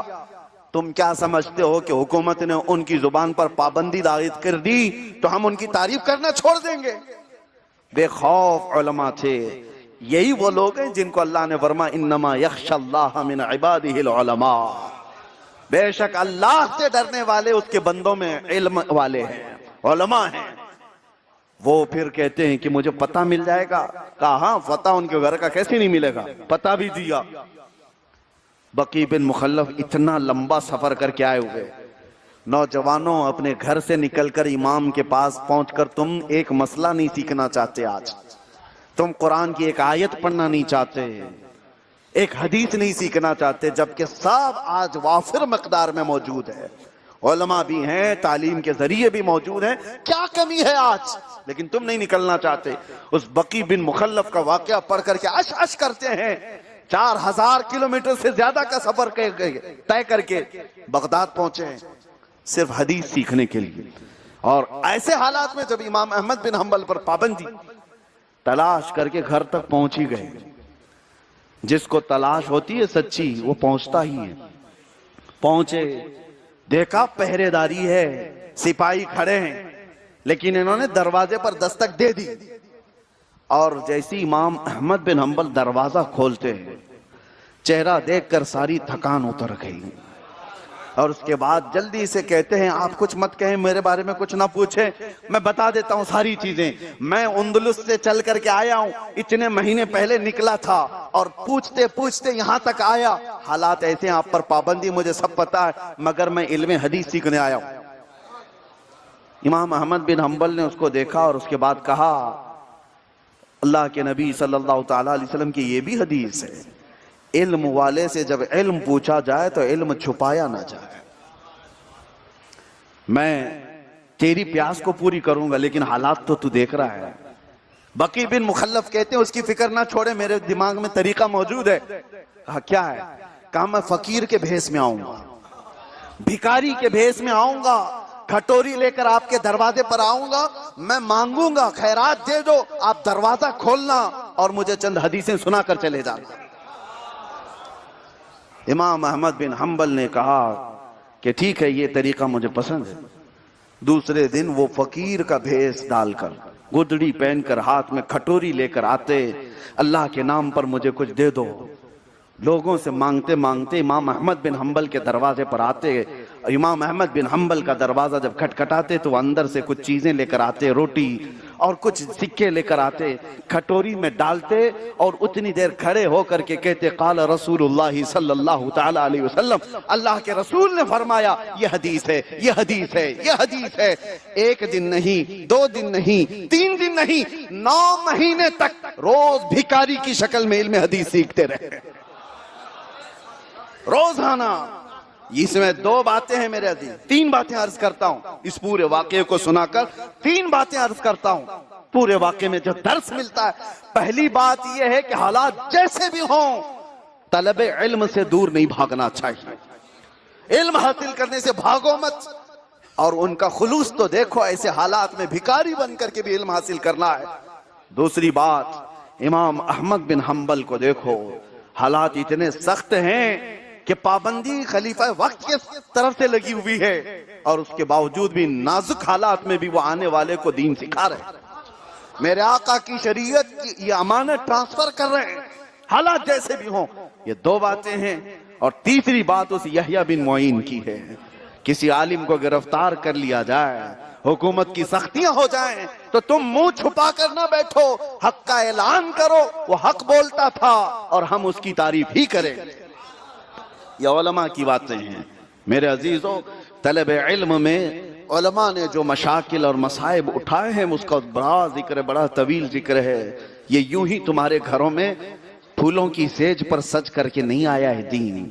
ہاں کوڑے کھائے ہیں بازاروں میں, گھسیٹے گئے ہیں, جیلوں کی سلاخیں دیکھی ہیں, ارے پھانسی کے پھندے تک بھی چڑھے ہیں دین کو تم تک ٹرانسفر کرنے کے لیے. اور آج ہمارے بچے اس کو ہلکے میں لیتے ہیں. بتاؤ تم کتنے اوقات ایسے ہیں جب مسجد کے امام سے آ کر کے اپنی طہارت کے مسائل بھی سیکھ لو.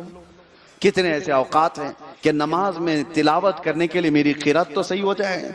یہاں پر 1000 لوگوں کو اٹھایا جائے تو شاید 10 یا 15 لوگ قرآن کی قرات صحیح کر لیں, باقی سب کا حال کیا ہے؟ کیا ہے؟ آپ نے اپنی طرف سے یہ کمزوری اختیار کی ہے. علماء آج بھی موجود ہیں اور ان کا حال کیا ہے میں جانتا ہوں.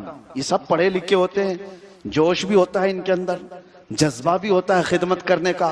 جب نئے نئے امام ہوتے ہیں صبح بھی پڑھانا چاہتے ہیں، دوپہر میں بھی، شام میں بھی، رات میں بھی، ارے جب آئے پڑھانا چاہتے ہیں، جوش ہوتا ہے، بعد میں دیکھو تو ٹھنڈے پڑے رہتے ہیں۔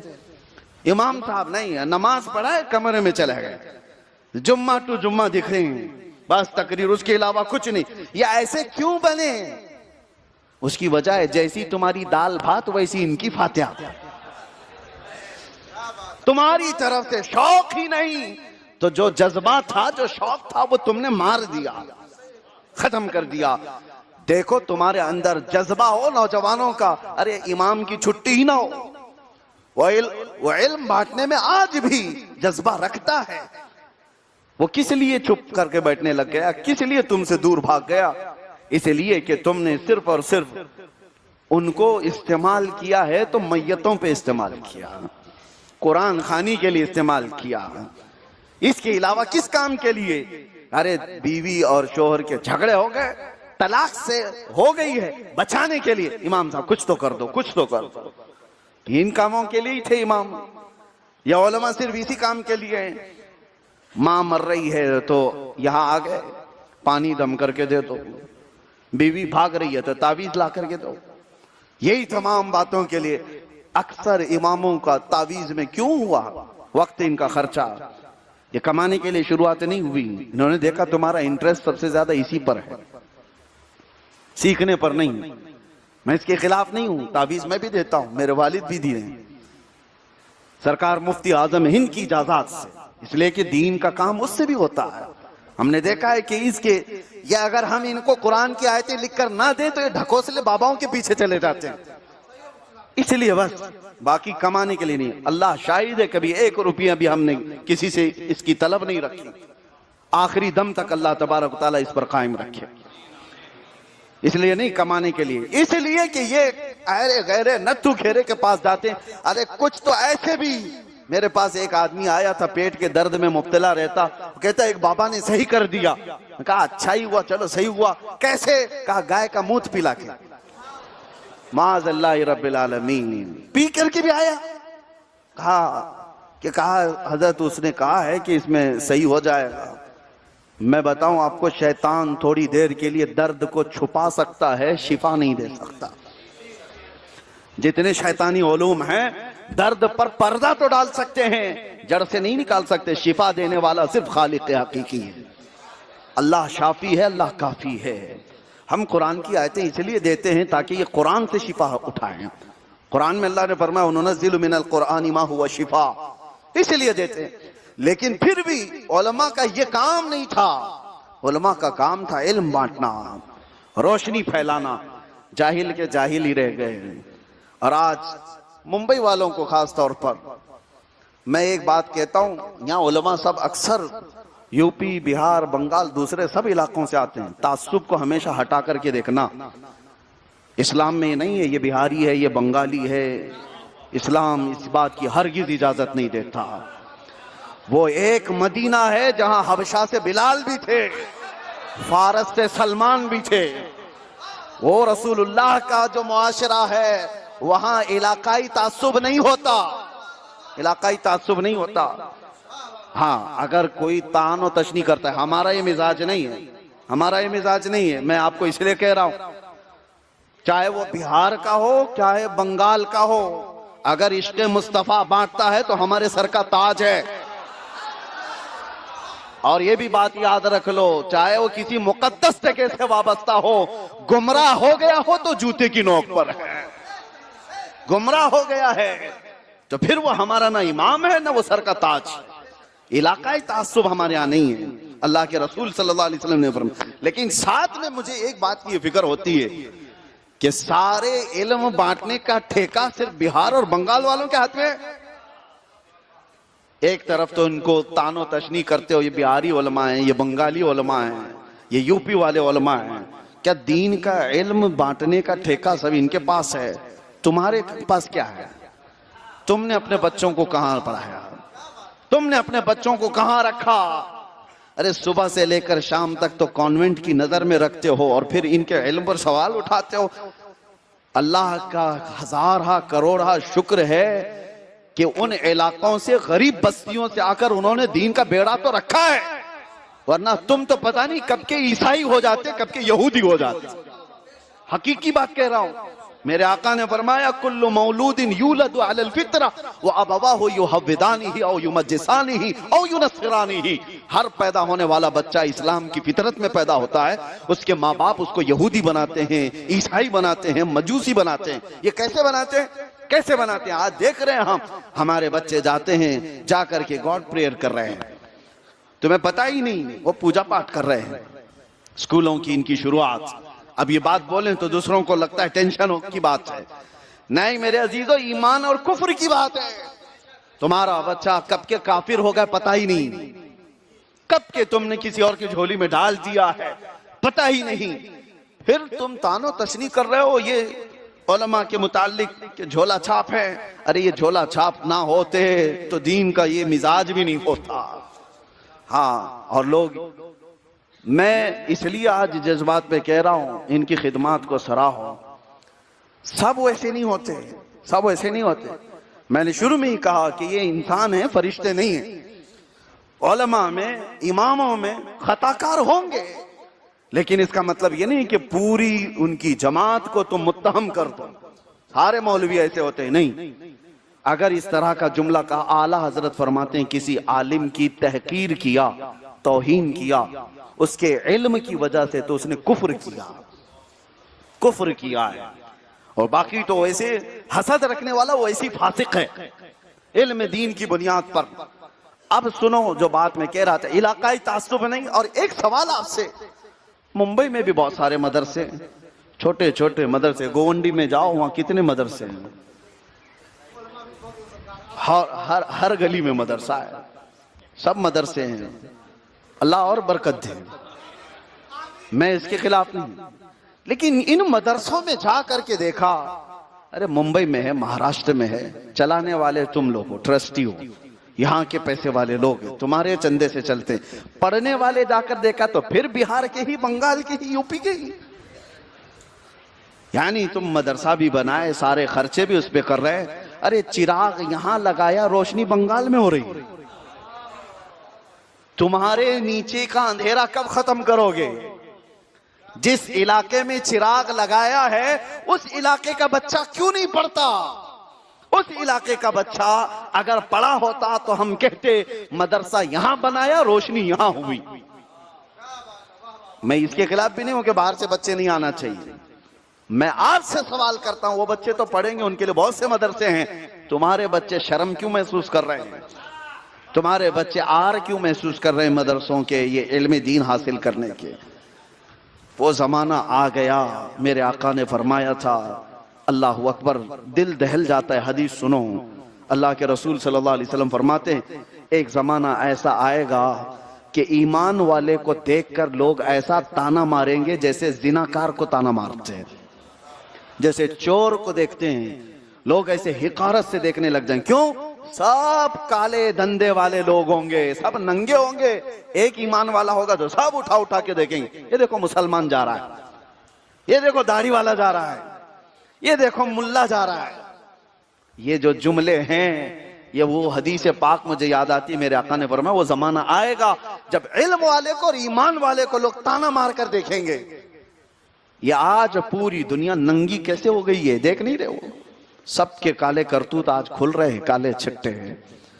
اور ایپسٹین فائل دیکھ کر کے تو اب ہوش کے ناخن لو. یہ وہ لوگ ہیں جن کو دنیا بہت کامیاب کہتی ہے, یہ طاقتور لوگ ہیں, اقتدار پر بیٹھے ہوئے لوگ ہیں. اے نوجوان, اگر تو بھاگ رہا ہے کہ یہی طاقتور لوگ کامیاب ہیں ان کے پیچھے, تو دیکھ ان کا کالا چہرہ سامنے آج موجود ہے. 12 سال کی بچیوں کا بلاತ್ಕಾರ کرنے والا کبھی کامیاب ہو سکتا ہے؟ وہ چاہے کتنی بڑی کرسی پر بیٹھا ہوا ہو, اندر سے ننگا ہے, اندر سے دجال ہے, شیطان ہے. مال کا ہو جانا, کرسی کا ہو جانا, یہ بہت بڑے سیلیبریٹی ہونے اور کامیاب ہونے کی دلیل نہیں ہے. کامیاب تو وہ ہے جو گدڑی پہن کر کے بیٹھا ہو, لوح محفوظ کا مطالعہ کر رہا ہو. کامیاب تو وہ ہے جو فقیرانہ زندگی بھی گزار رہا ہو اور میرے مصطفیٰ کی حدیثیں بیان کر رہا ہو. اس لیے کہ ہم نے کامیاب لوگوں کو دیکھا ہے, یہ جو جتنے بڑے بڑے ہیں، جتنے سڑے سڑے ہیں، یہ حکومت سے ابھی گریں گے تو اس کے بعد کسی اخبار کے تراشے میں بھی ان کا نام نہیں، پتہ ہی نہیں، اور کب مر گئے وہ بھی نہیں پتہ. ہوگا یہی حال. یہ بڑے طاقتور لوگ تھے، ان کا دور ختم ہوا، ان کا ذکر بھی ختم ہوا، مگر میرے مصطفیٰ کے قدموں سے وابستہ جو غلام ہیں. وَلَلْآخِرَةُ خَيْرٌ لَكَ مِنَ الْأُولَى، یہ قرآن کی آیت ہے، نبی کے لیے کہی گئی ہے. اے محبوب، آپ کا ہر آنے والا دن پچھلے سے بہتر ہے. ہم نے علم والوں کو بھی دیکھا ہے، جو علماء ہیں وہ جتنے بڑے ہوتے جاتے ہیں اتنی عزت بڑھتی چلی جاتی ہے. بوڑھے لوگوں کی عزت نہیں جاتی.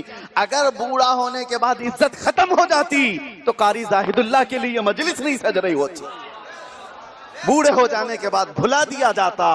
تو رسول اللہ کی نیابت کرنے والے کو اس طرح نہیں. ارے ہم نے تو دیکھا، پرائم منسٹر کیا، پریسیڈنٹ کیا، کوئی بڑا نیتا کیا، زندگی میں جتنے بھی راج کیا ہو، پیسے کمایا ہوا ہو، کب چھپ کر کے دنیا سے چلا گیا پتہ نہیں، لیکن مصطفیٰ کریم کی عزت پر پہرا دینے والا مرد قلندر تاج الشریعہ جا رہا ہو، کرو ہزاروں لاکھوں کے کندھے اس کے جنازے کے لیے ترس رہے ہیں.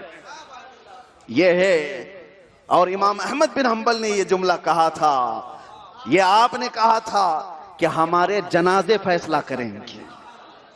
وقت کے خلیفے تم بیٹھے ہو آج طاقت میں، ہمارے جنازے فیصلہ کریں گے. اور دنیا نے دیکھا امام احمد بن حنبل کا جنازہ صبح نکلا تھا تو اس کو پہنچنے میں پتہ نہیں کب وقت لگ گیا. ہزاروں لاکھوں لوگ صرف دور سے ایک نظر دیکھنے کے لیے. وجہ کیا ہے؟ یہ علم والوں کی شان یہ ہے میرے عزیزوں. یہ نبی پاک کی امانتیں بانٹ رہے ہیں اور مر بھی جاتے ہیں، انتقال کر بھی جاتے ہیں، تو ان کا حال یہ ہے، ان کا حال یہ ہے، میرے جنازے پہ رونے والوں فریب میں ہو بغور دیکھو. انشاءاللہ اللہ نے چاہا، اللہ نے فضل کیا تو ہم بھی یہ اعلان کر کے جائیں گے، یا علماء بھی یہ اعلان کر کے جائیں گے، میرے جنازے پہ رونے والوں فریب میں ہو بغور دیکھو. مرا نہیں ہوں، غم نبی میں لباس ہستی بدل گیا ہو. مرا نہیں ہوں، غم نبی میں لباس ہستی بدل گیا ہو. یہ علماء کی شان ہے. وہ مرتے بھی ہیں تو زندہ کر کے چلے جاتے ہیں، ہزاروں کے دلوں میں ایمان کی طاقت بڑھا کر چلے جاتے ہیں. اس لیے آؤ، میرے آقا صلی اللہ تعالیٰ علیہ وسلم کی وہ حدیث بھی، آپ نے کیا فرمایا کہ طالب علم عالم بنو، یا طالب علم بنو، یا پھر سننے والے بنو، یا اس کے صاحب بنو، اور پانچویں مت بنو، ہلاک ہو جاؤ. علم کے آس پاس میرے آقا نے فرمایا عالم بن جاؤ، یا علم حاصل کرنے والے بن جاؤ، سننے والے تو بن جاؤ، محفلوں میں تو آیا کرو، اور یا تو ساتھ دینے والے تو بن جاؤ. کیڑے مت بنو، ہلاک ہو جاؤ، ہلاک ہو جاؤ. کہ ان سب چیزوں، مالداری آتی ہے نا آج، سب سے پہلے ان کو چربی آتی ہے دین کا مذاق اڑانے کے لیے. جس کو مال کی چربی آتی ہے وہ سب سے پہلے علماء پہ انگلی اٹھاتا ہے. مال کی چربی بڑی خطرناک ہے. اس کو اپنا کچا چٹھا کچھ نہیں پتا، اس کے بیٹے رات کی تاریکی میں کیا کر رہے ہیں کچھ نہیں پتا، لیکن امام کی ناڑی ضرور دیکھتا ہے، امام کا پائجامہ ضرور ناپتا ہے، امام کے کپڑے ضرور دیکھتا ہے. یہ مال کی چربی اگر دین کا مذاق اڑانے پر لاتی ہے تو ہلاکت ہے ایسا مال، ہلاکت ہے ایسا مال. لیکن سارے مالدار وہ نہیں ہیں. کچھ مالدار وہ ہیں جنہوں نے اپنا مال علم دین کے لیے وقف کر رکھا ہوا. ان لوگوں کا احسان ہے. میرے آقا صلی اللہ تعالیٰ علیہ وسلم نے فرمایا. مجھے اور ایک بات میں بتاتا ہوں، حضرت علامہ مولانا تقی الدین مالیباری رحمت اللہ تعالیٰ علیہ میرے والد گرامی کے استاد بھی تھے، اور وہ ایسے بزرگ عالم دین جن کو مفتی اعظم ہند اور حضور سید العلماء لقب دیتے تھے کہ یہ مجذوب العلماء ہے، کام کی مشین ہے. وہ علامہ تقی الدین جس علاقے میں جاتے مدرسہ قائم کرتے. میرے والد فرماتے ہیں پڑھانے کے لیے بیٹھتے تھے، صبح بھی، دوپہر بھی، رات کو بھی. کبھی ایسا ہوتا پان کھاتے تھے، پڑھاتے پڑھاتے پڑھاتے جب تھک جاتے، کبھی ان کو لمبے پاؤں کر کے سوتے ہوئے دیکھا ہی نہیں. ان کی بات میں کہہ رہا ہوں، آج ان کا مزار مبارک کرناٹکا میں موجود ہے. انہوں نے راجستھان میں، پالی میں، کیتھون میں، ناسک میں کئی جگہوں پر مدارس قائم کیے، دین سکھایا لوگوں کو. ان کی ایک بات میں بتا رہا ہوں. کیوں بتا رہا ہوں سنیے. میرے والد فرماتے تھے کبھی کبھار بیٹھے بیٹھے ہی وہ سوتے تھے, صبح اٹھ کر دیکھو تو پان پورا یہاں پر گرا ہوا رہتا تھا, پورا کرتا لال. وہ علم دین میں جذب کی عالم میں, اسی لیے ان کو مفتی اعظم کہتے تھے مجذوب ہے علماء کا, علم کی طلب میں گھر بار سب چھوڑے ہوئے تھے. ان کے متعلق ایک بات یہ بھی, ان کے بڑے بھائی انتقال کر گئے تھے, انہوں نے شادی نہیں کی, تو اپنی بھابھی جو اکیلی رہ گئی بیوہ تھی, تو جانتے ہو میرے والد فرماتے ایسا میں نے عالم نہیں دیکھا, ان کی مدد ضروری تھی بیوہ کی, تو آپ نے عدت کے بعد اپنی بھابھی سے نکاح فرمایا, لیکن زندگی بھر کبھی ان کے ساتھ رہے نہیں,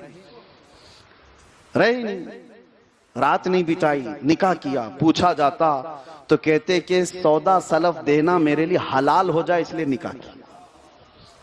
بھابھی ہے لیکن غیر محرم ہے, میں نے نکاح صرف اس لیے کیا ہے کہ ان کی مدد کے لیے گھر آنا جانا حلال ہو جائے. یہ وہ علماء تھے, ان کی بات میں کہہ رہا ہوں. دن میں پڑھا کر کے کڑی دھوپ میں ایک چھوٹا سا ڈبہ لے کر نکل جاتے تھے, اور لوگ چونی ڈالتے رہتے تھے, اور وہ جمع کر کے لاتے مدرسے کی تعمیر کے لیے. چندہ کرنے والوں کو بری نظر سے دیکھنے والے لوگ, تمہیں پتا ہے یہ چندہ کرنے والے ہوں گے اس میں کچھ بزنس کرنے والے, لیکن سب نہیں ہوتے ہیں. جن کے دلوں میں تڑپ ہے, جن کے دلوں میں درد ہے, وہ کس کے لیے مانگ رہے ہیں؟ بھیک مانگ رہے ہیں, مصطفیٰ کے دین کے لیے مانگ رہے ہیں, نبی آخر الزمان صلی اللہ علیہ وسلم کے دین کے لیے مانگ رہے ہیں. یہاں پر سرکار حافظ ملت کی بات یاد آتی ہے.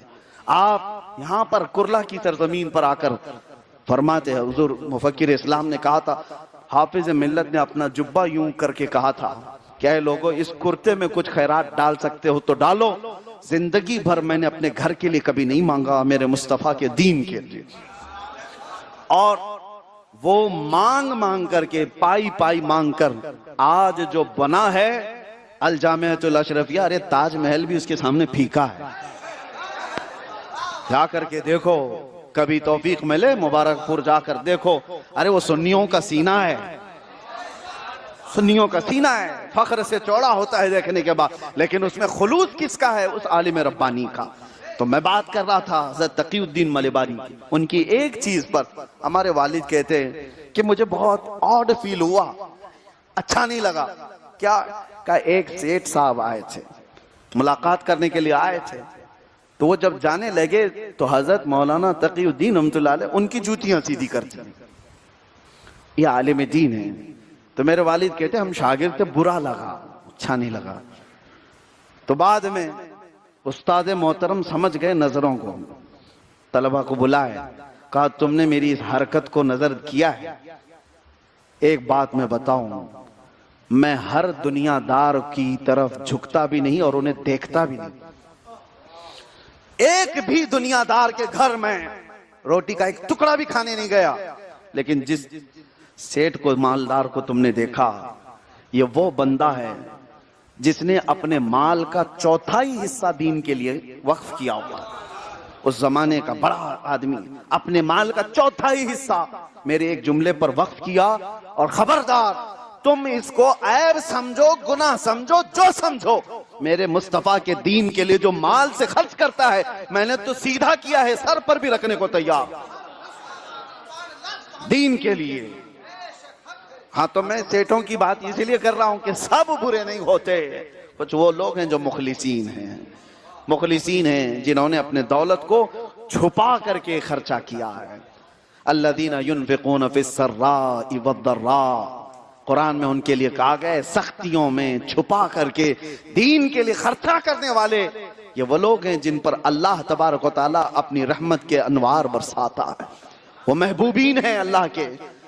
تو یہاں دو جماعتیں, ایک علماء کی, ایک عمرہ کی, اور حضور نے فرمایا یہ میری امت کے دو ایسے لوگ ہیں, اگر یہ دو صحیح ہو گئے تو پوری امت صحیح ہوگی, ان میں سے ایک بھی بگڑ گیا تو امت بگڑ جائے گی. کون ہے وہ؟ علماء کی جماعت اور امیروں کی جماعت. ارے یہ گاڑی کے دو پہیے ہیں, ایک بھی پنچر ہوا تو گاڑی نہیں چلے گی. امت کے جو حالات ہیں آج, یہاں رک کر کے مجھے کہنا پڑتا ہے, علماء کو اپنا حق ادا کرنا ہے, امیروں کو اپنا حق ادا کرنا ہے. یہاں گتھم گتا ہے, کچھ علماء وہ ہیں جو سیٹھوں کی صرف جیبوں پر نظر رکھے کہ ان کا گھر بن جائے. اگر وہ ایسا عالم ہے کوئی, اس کی بھی مذمت کرتا ہوں. امام غزالی نے فرمایا ایسا عالم جو سیٹھوں کی جیب پر نظر رکھتا اپنی دنیا کمانے کے لیے, فرمایا اس مکھی سے زیادہ غلیظ ہے جو پخانے پہ بیٹھتی, وہ دین بیچنے گیا ہے. ہاں علماء ضرور جائیں, بڑے لوگوں سے ملاقات ضرور کریں, لیکن دین کے معاملات کے لیے, دین کے معاملات کے لیے. اور پھر مجھے یہ بات یاد آتی ہے, ہمارے والد کا ذکر آج میں نے کثرت سے اس لیے کیا ہے, وہ ایک عالم دین تھے اور گھڑی گھڑی نصیحتیں کی. انہوں نے کہا تھا کہ بیٹا اللہ کا گھر جو بنانے کے لیے کھڑا ہوتا ہے اللہ اس کا گھر بنا ہی دیتا. یہ علماء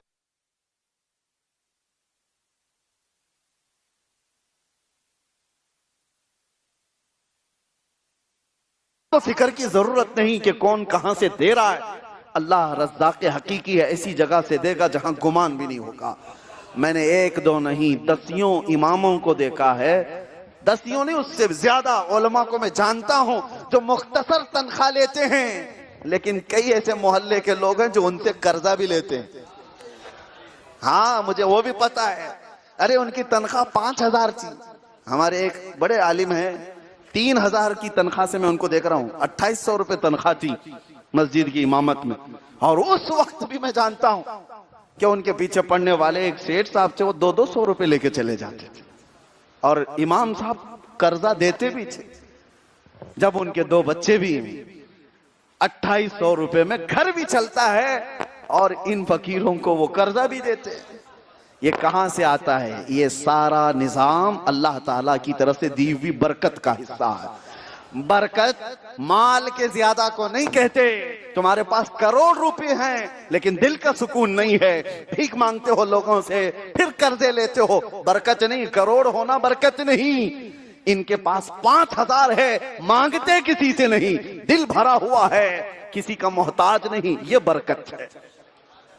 کثرت کا نام برکت نہیں ہے. جتنا ہو اللہ نے اس پر قناعت دے دیا ہے, صبر دے دیا ہے, وہ برکت ہے. بہرحال باتیں بہت طویل ہو گئی. میں علم اور علماء کے سلسلے میں جب کہتا ہوں اور بھی لمبی چلی جائے گی, کیونکہ ہم اسی برادری سے تعلق رکھتے ہیں, ہم بھی دیکھے ہوئے حالات ہیں.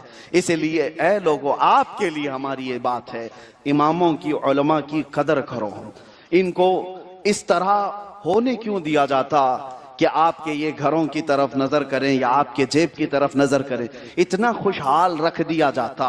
ارے دوسری قوموں کو دیکھا ہے, ان کے اپنے اپنے قائدین کو, ان کے پنڈتوں کو, ان کے گروؤں کو وہ کس طرح سے رکھتے ہیں. وہ پیر زمین پر رکھنے نہیں دیتے. اور تم ہو کہ امام اگر سائیکل بھی لے لیا تو اوپر سے نیچے نظر, بائک لے لیا تو اس پر نظر, کار میں آ گیا تو وہ خود ہی بیکار ہو گیا آدمی. وہ کہاں سے آ گئے مولانا کے پاس پیسے, کہاں سے آ گئے؟ انکم ٹیکس کو فکر نہیں, محلے کو فکر ہے, ایڈی کو فکر نہیں ہے, لیکن ان کو فکر ہے. کیوں؟ عالم دین کو ہمیشہ ایسا سمجھو کہ وہ تمہارے سب میں بہتر لگے. 2 باتیں کہہ کر ختم کرتا ہوں, اس میں اپنا بھی ایک خلاصہ دے کر چلا جاتا ہوں. مسجد جب بناتے ہو تو کیا ویسی ہی مسجد بناتے ہو جیسا تمہارا گھر ہوتا ہے؟ مینار بھی لگاتے ہو. اپنے گھروں پہ مینار کیوں نہیں لگاتے؟ اپنے گھر پر گنبد کیوں نہیں لگاتے؟ تم فلیٹ جیسا بھی بنا لو, بنگلہ جیسا بھی بنا لو, مسجد کو جب بناتے ہو تو مینار سے سجاتے ہو, گنبد سے سجاتے ہو. وجہ یہ ہے کہ بزرگوں نے فرمایا مسجد ایسی ہونی چاہیے کہ عام گھروں سے الگ لگے. انسانوں کے گھر الگ ہیں, اللہ کا گھر الگ ہے. یہی بات میں کہنا چاہتا ہوں. تم مقتدی ہو, امام کو ایسا رکھو کہ وہ مقتدی نہ لگے, وہ اتنا ممتاز لگے کہ دور سے پہچانا جائے کہ امام ہے. اب سمجھ میں آ گیا کہ ہم اتنی شیروانیاں کیوں پہنتے ہیں.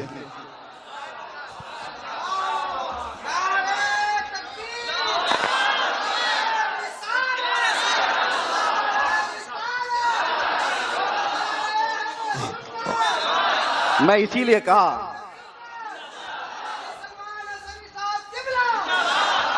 ایک دو نہیں، مجھے پتا ہے کتنے لوگوں کو تکلیف ہوتی ہے، یہ شیروانی کہاں سے آئی، وہ شیروانی کہاں سے آئی، یہ امامہ کیسے پہنتے ہیں، اتنے مہنگے کپڑے کہاں سے ہیں، اسی لیے پہنتے ہیں، اسی لیے پہنتے ہیں۔ شیخ عبدالحق محدث دہلوی رحمۃ اللہ علیہ کا فرمان ہے کہ عالم دین کو اپنا لباس ایسا رکھنا چاہیے کہ عام لوگوں کی طرح نہ نظر آئے، وہ عام لوگوں کی طرح نظر نہ آئے۔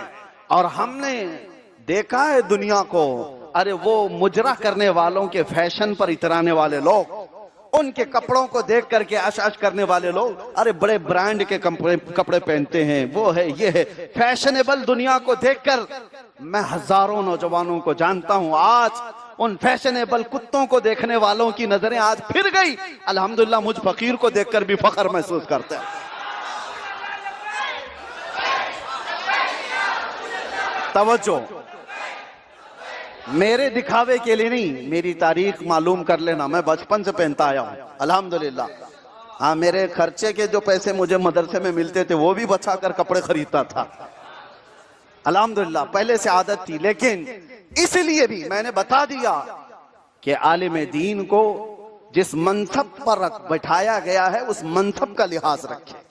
ہاں، سادگی ہمارے اندر بھی ہے الحمدللہ، ہم کرنے کی کوشش کرتے ہیں، کیونکہ میرے آقا صلی اللہ تعالیٰ علیہ وسلم کو پسند ہے سادگی، لیکن سادگی وہ دکھانے کے لیے نہیں، وہ اللہ کے لیے، وہ لوگوں کو دکھانے کے لیے نہیں، وہ اللہ کے لیے، اور ہم وہ کرتے ہیں۔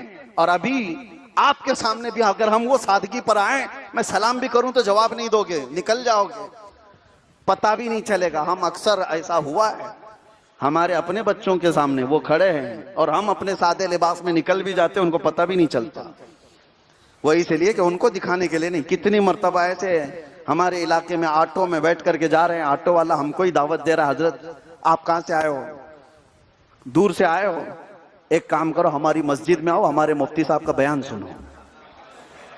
ایک بار نہیں، کئی بار ہوا ہے، جبکہ وہ ہمارے مقتدی ہیں، وہ ہمارے مقتدی، ہم اسی کی مسجد میں نماز پڑھاتے ہیں، اور کبھی سادے لباس میں آٹو میں بیٹھ کر جا رہے ہو، وہ ہم کو ہی دعوت دیتے ہماری مسجد میں آؤ اور ہمارے مفتی صاحب کا بیان سنو۔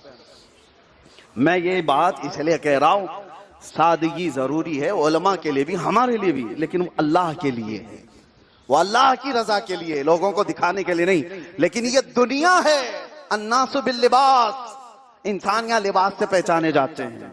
تو علماء کو آپ بھی کوشش یہ کرو، اتنا محترم رکھو، اتنا موقر رکھو کہ وہ اپنے علاقے کا بادشاہ نظر آئے، وہ اپنے علاقے کا بادشاہ نظر آئے، تمہارے سر اس کے سامنے جھکے رہے، تمہیں اس کا احترام ہو۔ یہ اس لیے کہ سارے وہ لوگ نہیں ہو جو سادگی کی قدر کرتے ہیں، مولانا صاحب آپ سے میں کہہ رہا ہوں، سارے ویسے لوگ نہیں ہو جو سادگی کی قدر کرتے ہیں۔ تم سادے ہو گئے، لیکن یہ سادے نہیں ہیں، ان کے دلوں کے اندر دنیا بسی ہوئی ہے، یہ سارے ناپتے ہیں، کمپیر کرتے ہیں دوسری دنیا کو لگا کر کے کہ وہ ہیرو ایسا ہے، یہ کیسا ہے، تم تو کمپیریزن میں لگے ہوئے ہو۔ ارے سادگی کی قدر کرنے والے جہاں ہیں وہاں سادگی ہی رکھو، جہاں سادگی کو سمجھنے والے اہل دل لوگ ہیں وہاں سادہ ہی رہیں۔ لیکن یہ دنیا دار ہے۔ حضرت سفیان ثوری کی بات یاد آتی ہے، بڑا مہنگا جبہ پہن کر کے آئے، آپ سے لوگوں نے کہا آپ تصوف کے امام ہو، اتنے قیمتی لباس، آپ نے کہا میں دنیا کے کتوں کے لیے پہنتا ہوں، یہ جو ہڈیوں کے پیچھے پڑے رہتے ہیں ان کے لیے، اور باقی جب میرے رب کے لیے کھڑا ہوتا ہوں تو میں گدڑی والے پیوند والے پہنتا ہوں، میرے رب کی رضا کے لیے۔ بس میرے جملے آپ سب کے لیے آج کے لیے کافی ہے۔ قاری زاہد اللہ صاحب بڑے سادہ دل تھے اور سادہ مزاج بھی تھے، اور اس لیے کہ ان کی قدر ہوتی ہے کہ یہاں قدر والے لوگ بھی تھے، قدر والے لوگ بھی تھے۔ اسی بات پر سمجھ میں آتا ہے قدر والے لوگ تھے کہ 50 سال نکالے نہیں امام کو، بات سمجھ میں آ رہی؟ یہ قدر کرنے والے لوگ تھے، اسی لیے 50 سال تک امام کو نکالے نہیں۔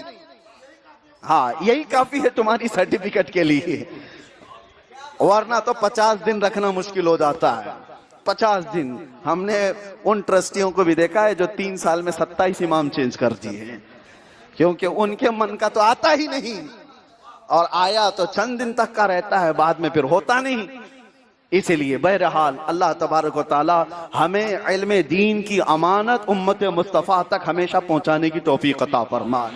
اور آپ سب کو علم کی، علماء کی، ائمہ کی قدر کی توفیق عطا فرما۔ رب تعالیٰ کے حضور دعا ہے کہ مولا کریم ان کے سب کے اقبال بلند فرمائے، علماء کو اللہ تعالیٰ حقیقی نائبان رسول بنائے، ان کے ہر لحاظ سے غیب سے اللہ تعالیٰ مدد فرمائے، اور خصوصیت کے ساتھ اس مسجد کے سابق امام قاری زاہد اللہ صاحب کی مغفرت فرمائے، ان کی خدمات دینیہ کا بے حساب انہیں اجر عطا فرمائے۔